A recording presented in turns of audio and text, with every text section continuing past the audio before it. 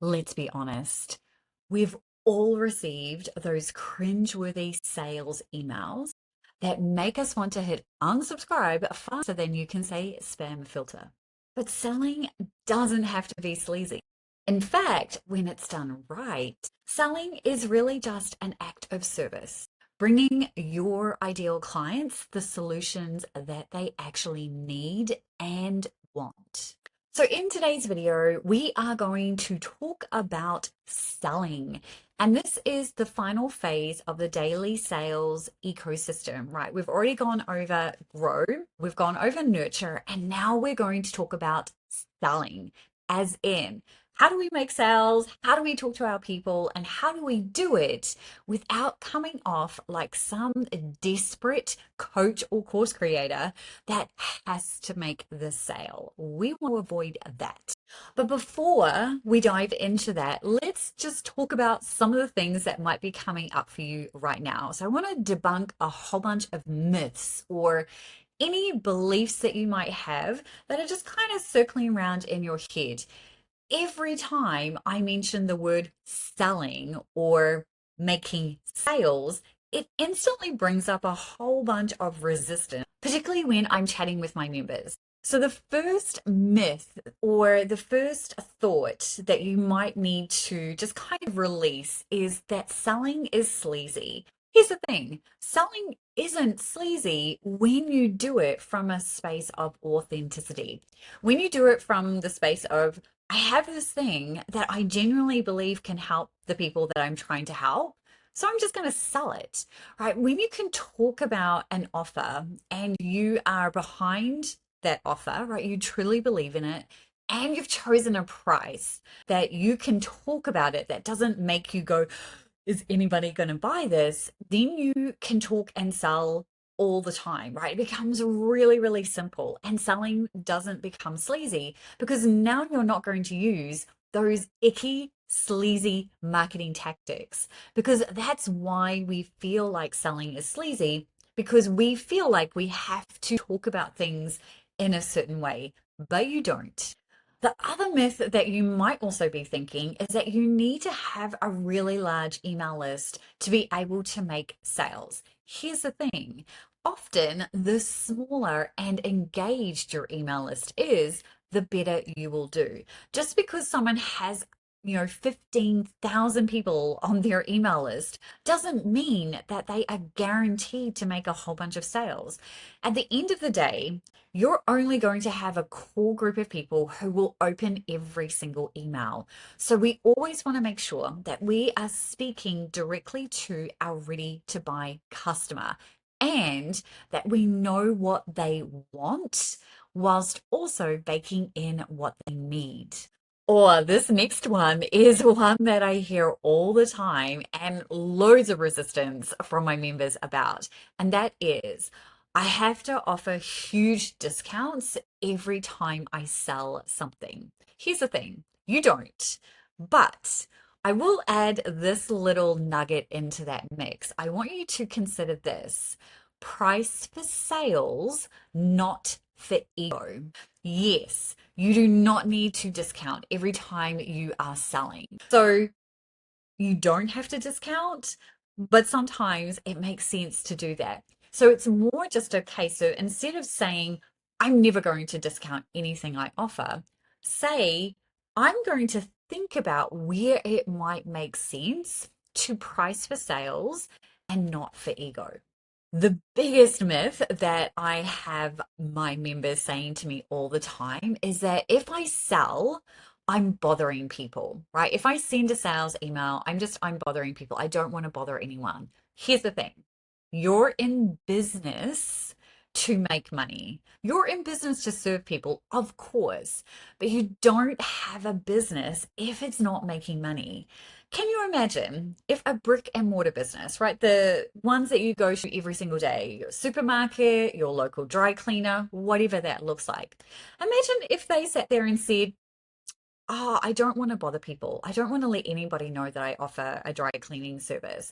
I'm not going to advertise the fact that we've got this amazing deal on these steaks right now from the grocery store. Right. Imagine if they sat there and went, oh, you know what? I'm not going to talk about this because I don't want to bother anyone. It's an extreme example, obviously, and you can see how ridiculous it sounds, but also that applies to you and your own business. It's ridiculous to think that you're bothering someone who has opted into your email list, knowing full well that you run a business. But here's the thing. Have you told them that you run a business? Right? That's the thing. So the whole other piece of this is making sure that your welcome sequence actually talks about your business, why you do what you do, all of those things. So it's not that we're ever bothering people, it's making sure that we have attracted the right people into our world and that we've talked about what it is that we do right from the start so that they know they are actually going to talk about the things that you offer. Which now brings us into what it actually looks like to sell, right? Now that we've just debunked all of those things, now we can talk about what it looks like once we've grown our audience and we've nurtured our audience. Now we're ready to sell to them. And it becomes very, very simple because here is a very simple thing that you're going to do. Grab your pen and paper and jot this down. Step one, you are going to decide on the offer that you want to promote. Then you're going to create a promotion plan, right? So whether you want to do that for the entire month, whether you want to do it for the next 90 days, your call. But you're going to be very intentional about this. When do you want to promote it? What does that look like? Get it on the calendar. Then the next step in that process is capturing stories around that particular offer. And what I mean by that is sitting down and going, okay, what is it that I'm solving with this offer? What are the pain points that my audience, my ready to buy customer, is currently experiencing in relation to this offer? Now, I have a document called the Tangible Offer Framework that literally walks you through all of these pieces.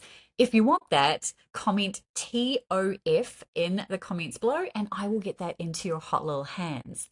But what you want to do is think about what are the stories that I can share that will help someone start to understand why what they're experiencing right now is completely normal, but then leads you into being able to present your offer as the solution. So you want to sit down, capture a whole bunch of stories around that. And it becomes really easy when you yourself have experienced the problem, which I'm hoping you have at least to some degree. Then you want to think about how can I now share that content and relate it back? And that's where I have a framework called the Nurture and Sell Framework. It's part of the daily sales ecosystem. And in the Nurture and Sell Framework, it's pretty simple. There are nuances, but let's just keep it really, really simple for this particular video.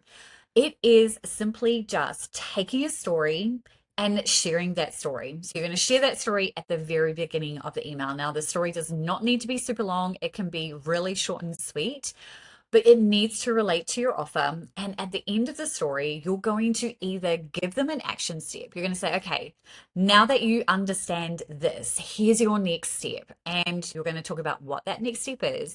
And then you're either going to have a direct call to action right there and then, or you're going to put it in the PS. It depends, right? It depends on how long the email is, how much content you're sharing, all of those things.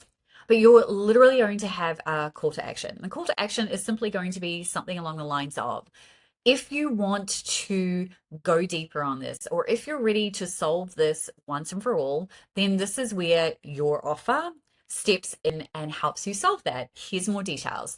Or if you are doing a discount, this would be the time to tell them, hey, if you want everything that we just said, for the next 24 hours, 48 hours, 72 hours, next 5 days, whatever, you can grab it for this price, or you can get it for this price with this bonus, right? If you don't want a discount, you absolutely can do it that way. So entirely up to you, but that's the Nurture and Sell framework in a nutshell: is story, action step, call to action. Really, really simple. And that last piece is all about asking for the sale. So many people When they send out an email where they really do genuinely want to sell something, don't ask for the sale. And what I mean by that is they don't actually say, hey, buy this thing or get your thing here. Right? Be really direct. You don't need to beat around the bush. We're not using any icky sales tactics. We're literally providing some value, some content. Then we're asking for the sale by saying, hey, if you want to solve this problem, here's how you can do that right now. And here's the special deal, or here's the special bonus if you take action now. But here's the thing, we're not here to convince anybody to buy anything. We're simply here to present that opportunity. That's it. But we do want to speak to our ready to buy customers, but also provide value to the people who are still kind of in that process of, I'm not sure if this is where I'm at right now. I'm not sure if this is what I need help with, but they could actually take something from what you've just shared. So I hope that that gives you a very clear understanding of what the selling process looks like. In this next video that is coming up on your screen, we are going to walk through the entire daily sales ecosystem from start to finish so that you understand how it actually looks when you implement it all in one go. I can't wait. That is going to be so fun. I will see you in that video.